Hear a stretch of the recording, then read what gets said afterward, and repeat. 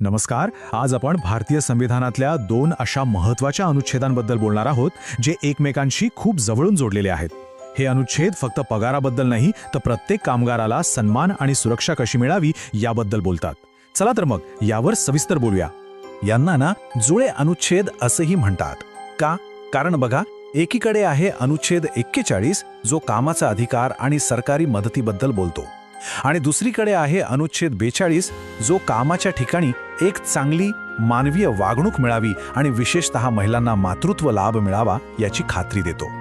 हे दोन्ही मिळून कामगारांच्या हक्कांसाठी एक भक्कम पाया तयार करतात. आता हे कायदे कागदावर तर ठीक आहेत, पण प्रत्यक्षात कसे काम करतात हे समजून घेण्यासाठी ना आपण सुमनची गोष्ट पाहूया. ही एक अशी परिस्थिती आहे जी आपल्याला या कायद्यांचं महत्त्व अगदी सहजपणे पटवून देईल.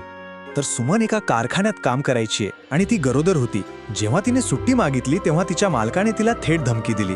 तिच्या समोर एक अवघड प्रश्न उभा राहिला, येणारं बाळ महत्वाचं की हातातील नोकरी? पण सुमन अजिबात घाबरली नाही. तिला तिच्या हक्कांची पूर्ण जाणीव होती. तिला हे पक्क माहीत होतं की मॅटर्निटी बेनिफिट ॲक्ट तिला रजा घेण्याचा कायदेशीर हक्क देतो. ही काही मालकाची मेहरबानी नव्हती, तर तो तिचा हक्क होता. आणि मग काय, सुमनने थेट कामगार न्यायालयात धाव घेतली. तिने कायदेशीर मार्गाने लढा दिला. न्यायालयाने तिची बाजू ऐकून घेतली आणि मालकाला केवळ दंडच नाही ठोठावला तर सुमनचा हक्कही मान्य केला. आणि या लढाईचा निकाल तो तर जबरदस्त होता. सुमनला कायद्यानुसार हक्काची तब्बल 26 आठवड्यांची पगारी मातृत्व रजा मिळाली. तिच्या धैर्यामुळे आणि कायद्याच्या माहितीमुळेच हे शक्य झालं. पण आता मोठा प्रश्न हा आहे की सुमनला हा न्याय मिळवून देणाऱ्या कायद्याला इतकी ताकद कुठून मिळते? याचं मूळ आपल्या संविधानात कसं दडलंय ते आता पाहूया. तर मुद्दा अगदी सोपा आहे. ज्या मॅटर्निटी बेनिफिट ॲक्टमुळे सुमनला न्याय मिळाला ना, तो कायदा थेट अनुच्छेद 42 मध्ये दिलेल्या निर्देशांमधून जन्माला आलाय. म्हणजे संविधानाने एक वचन दिलं आणि त्या वचनावर हा कायदा उभा राहिला. चला आता ह्या दोन्ही जुळ्या अनुच्छेदांना जरा जवळून पाहूया. सुरुवात करूया अनुच्छेद 41 पासून. अनुच्छेद 41 काय सांगतो? तो सरळ सरळ सरकारला सांगतो की तुमची जबाबदारी आहे नागरिकांना काम, शिक्षण आणि काही विशिष्ट परिस्थितीत म्हणजे गरज असताना सरकारी मदत मिळवून देणं. हे एक प्रकारे सरकारसाठीच एक डायरेक्शन आहे की नागरिकांच्या भल्यासाठी काम करा. या 3 मुख्य गोष्टी येतात. 1. काम करण्याचा अधिकार. 2. शिक्षणाचा अधिकार. आणि 3रं जे खूप महत्त्वाचं आहे म्हणजे बेरोजगारी, म्हातारपण किंवा आजारपण अशा कठीण काळात सरकारकडून मदत मिळणं. हे एक प्रकारचं सोशल सेफ्टी नेट आहे. पण यात एक खूप महत्त्वाची अट आहे जी लक्षात घ्यायला हवी. संविधानात म्हटलंय राज्याने आपल्या आर्थिक क्षमतेनुसार हे सगळं करावं. याचा अर्थ काय की सरकारवर हे बंधन त्यांच्या आर्थिक ताकदीनुसार आहे आणि म्हणूनच ही मार्गदर्शक तत्व आहेत, म्हणजे डायरेक्टिव्ह प्रिन्सिपल्स, मूलभूत हक्क नाहीत. आता येऊया अनुच्छेद 42 कडे. हा अनुच्छेद कामाच्या ठिकाणच्या क्वालिटीबद्दल बोलतो. म्हणजे काम करण्याची जागा फक्त सुरक्षित असून चालणार नाही, तर ती न्याय्य आणि मानवीय सुद्धा असली पाहिजे. आणि हो, ह्याचमध्ये महिलांसाठी मॅटर्निटी रिलीफ म्हणजे मातृत्व लाभाची खास तरतूद आहे.